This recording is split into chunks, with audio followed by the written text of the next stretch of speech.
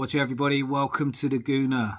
This is a channel dedicated to all things Arsenal Football Club, who, as we all know, are by far the greatest team the world has ever seen.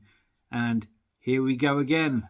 Seems like only yesterday that we were playing and destroying Sean Dyche's Everton in a Rwangi contest, which saw us take the 3 points in exchange for our game in hand. Now 5 points clear at the summit of the Premier League table. We have a chance against the team second bottom in the league, having taken only 5 points in their last 15 and only scored one goal. Never scoring more than one goal. On paper, pretty straightforward match.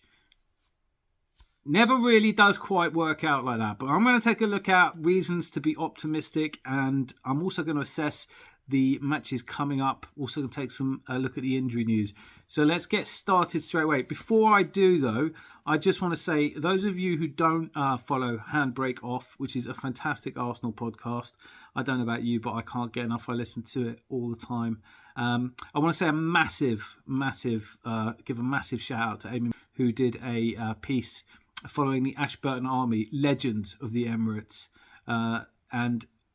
She's produced a podcast which actually put the hairs on the back of my neck up. It's an absolutely epic piece. I urge you to go, and I'll put the link to their podcast in there. But it's recorded in binaural sound, so you get to actually feel like you're in the concourse. You get to feel like you're singing and shouting along with the Ashburton Army. Heroes to a man, every last one of them. Everybody should aspire to be in the Ashburton Army. But give that a listen to. It's absolutely brilliant. And another big shout out for the whoever. Some of the Arsenal chants through the history are absolutely brilliant. There are too many to go through here, but I will be covering that in a video that I'm making. But whoever came up with the latest Saka, I just love it. To the tune of Starman. There's a star boy racing down the right. His name's Bukayo Saka, and he's fucking dynamite. Brilliant. That, when he signs his contract, which I'm sure is imminent, when he signs his contract, hopefully we'll be singing that for years to come. So, cracking on with the games tomorrow. Now, Manchester City host Newcastle, and I don't know if you saw this, but Pep Guardiola, perhaps a little bit of gamesmanship, perhaps a little bit of mind games that we were used to in the Wenger-Fergie era, those of us who can remember it and enjoyed every minute of it. When asked, he said the threats, the transitions, the set pieces, they are the best team in the league. And he was talking about Newcastle, not the team top of the league. Newcastle, if I'm not 100% mistaken, are fifth. So, strange position there for the best team in the league. You do have to say, though, Newcastle have only conceded 15 goals this season, which is almost Georgie Graham-esque. It's a fantastic achievement, and they've only lost twice. Will that be tested? Is that when they came to the Emirates, it was a frustration. They don't really bomb forward and they don't pose a lot of goal threat, but they're well organised, and they have in Eddie Howe the kind of unspectacular but hugely accomplished manager who does exactly what you're supposed to do, which is build superstar teams from the back forward, as opposed to going out and spending 600 million in a transfer window and then complaining you've got too many players. Right. So, is it conceivable that City could open up tomorrow at 12:30? I'm going to be glued to the television. The couple of key things of interest for me is one striker or two strikers. Kevin De Bruyne going to play? And will Man City have enough about them to break down Newcastle? Will Newcastle, having been, I've got to say, for a team that hasn't won a trophy in as long as Newcastle haven't, to go to a final and kind of underwhelm in the way they did. Credit to Manchester United, who under Ten Hag are beginning a rejuvenation. I also want to touch on this because some really good points being made all over the internet. And for my tuppence worth of opinion, to call the League Cup a Mickey Mouse Cup is not really, it doesn't really make sense. There are 3 domestic trophies. Who really doesn't want to win a trophy? It's a kind of arrogant banter and hubristic banter, which you expect from people, but it's not really serious. I will say this, though, and it's probably not true now that Man City seem to win it year in, year out, but certainly a few years ago, it wasn't a deliberate underplaying of the value of the League Cup. It was just that when you ask people who the last 5 winners of the League Cup are, they can barely ever remember. It doesn't occupy the same prominent place in our hearts at the FA Cup, and certainly not the league. But it is silverware. And as an Arsenal fan, we've only won it twice. Both times in the George Graham era. Now, admittedly, the second time we won it, we won the FA Cup at the same time, and we beat Sheffield Wednesday twice. So quite boring with replays. I think we ended up playing them 3 or 4 times. But in 1987, where George Graham was beginning his career at Arsenal, he wins against Liverpool. I have a link to that game. You can watch really long highlights of that. It's a brilliant match. It's the first incarnation of the George Graham era, where you start to see it's got Rocky Rocastle in it, legend that he is. It's got Tony Adams at the back. There's a lovely little line in there where Bobby Charlton says that the Arsenal team are not quite as adept at the offside trap as Liverpool, who they face in that final. But we won that game against the odds, against a Liverpool team who were dominant in football. And the joke at the time was when the Liverpool fan turned up to get his ticket at Wembley, he just asked for his usual seat. So that was what we were up against. We hadn't won a trophy since 1979 and hadn't been to a final since 1980. That win, with Perry Groves coming off the bench, beautiful, wonderful Perry Groves. I will always live in a Perry Groves world. I insist everybody does that too. But when Perry Groves comes off the bench and sets up the winning goal, it meant a lot to Arsenal fans. There were thousands there and thousands celebrated. It's one of the first games I remember on television. It was an enormous achievement for us, and we didn't underplay it. As I said, in 93 we won it again, winning the FA Cup in the same year. By then we'd gotten used to winning things and it didn't matter quite so much. And under Arsene Wenger, we pretty much treated it like a training trophy. Training games. We didn't ever really put out top teams. And then who can forget William Gallas crying to Birmingham? It has its moments, but it is a trophy. And if you're not going to win the FA Cup, and we're not, and you're not going to win the league, and we are, and he leaves the League Cup. So other fans going around saying it's a tin pot trophy. Certainly anyone from Spurs wants to keep their mouth shut about trophies anyway, because there is not there is not one of them that has... Listen, to say that it's been 15 years since Tottenham won a trophy, well, that was the trophy they won. So to all the people who don't think the League Cup is worth winning, jog on. What's football about if it's not about trophies?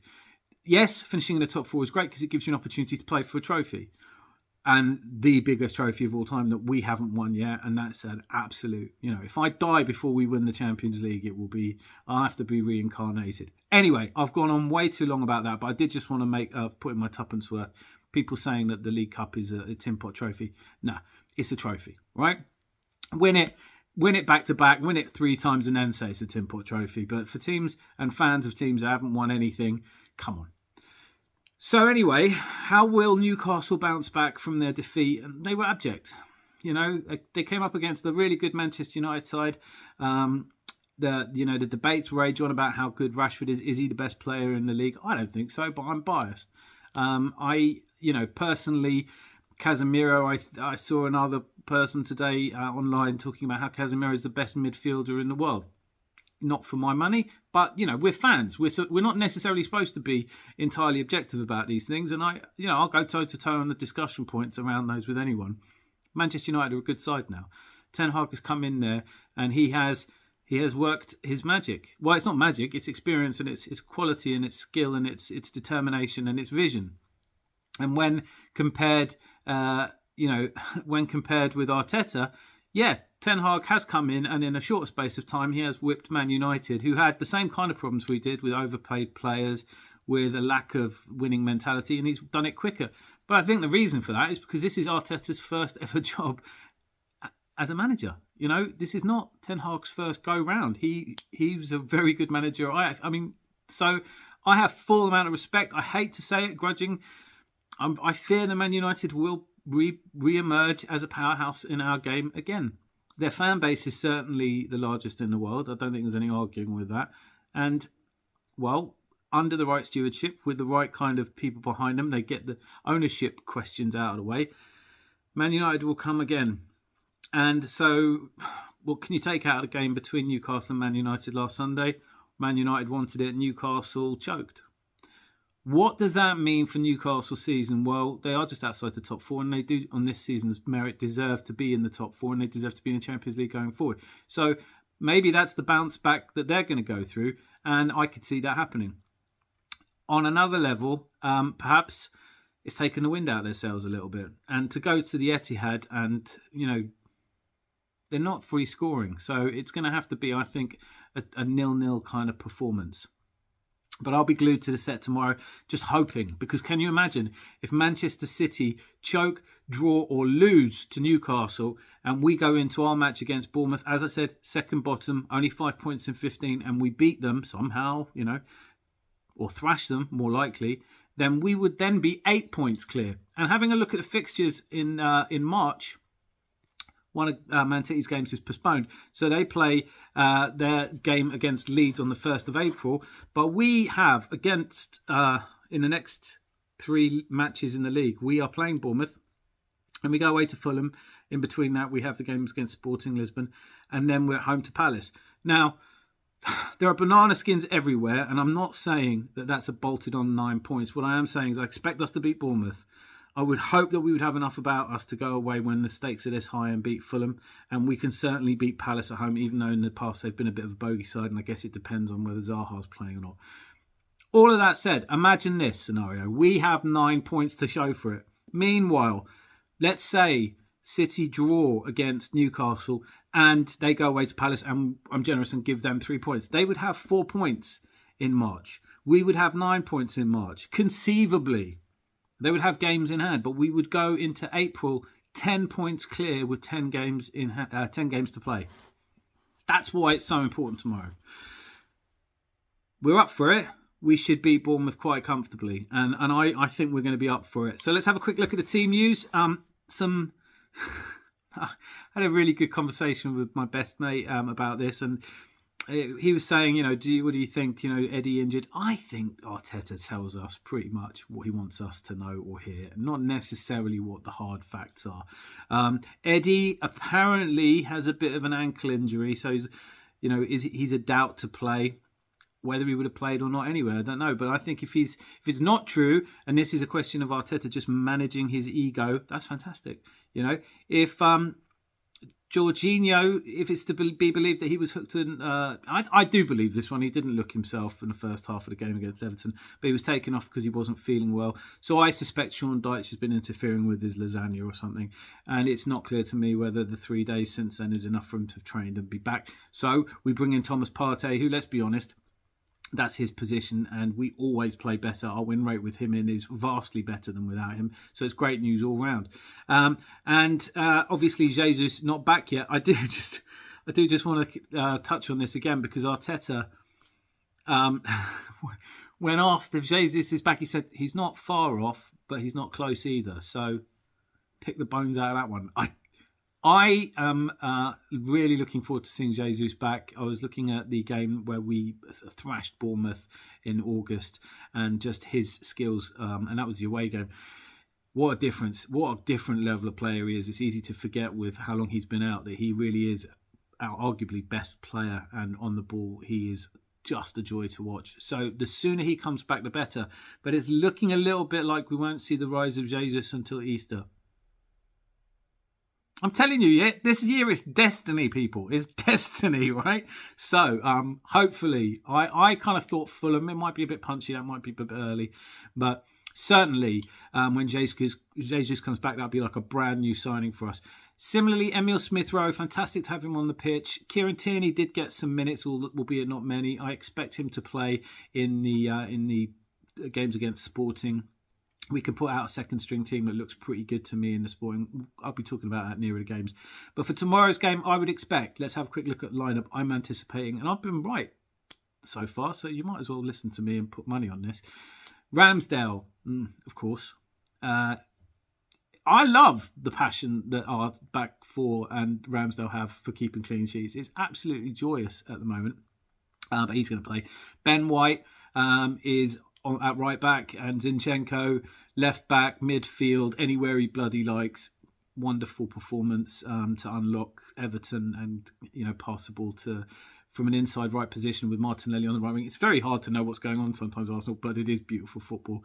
So Zinchenko on the left, Saliba and Gabriel, the odd couple at the heart of our defence. Midfield, we're expecting Thomas Partey to come back. Xhaka, I think, he'd break a leg and still play him, I think. So Xhaka alongside him with Odegaard, who, if you haven't seen it, check out the short. I'll put a link in the description of, you must have seen it, Odegaard slide dummy tackle on Iwobi. Wonderful. Oh, captain, my captain. I saw somebody captioning that beautiful moment in the match, which was a great match anyway. So up front, Eddie Nketiah's ankle injury. So Trossard, Martinelli and Saka lined up in the... normally I would say Martinelli, Trossard and Saka, but it can be Trossard, Martinelli, Trossard. I don't know.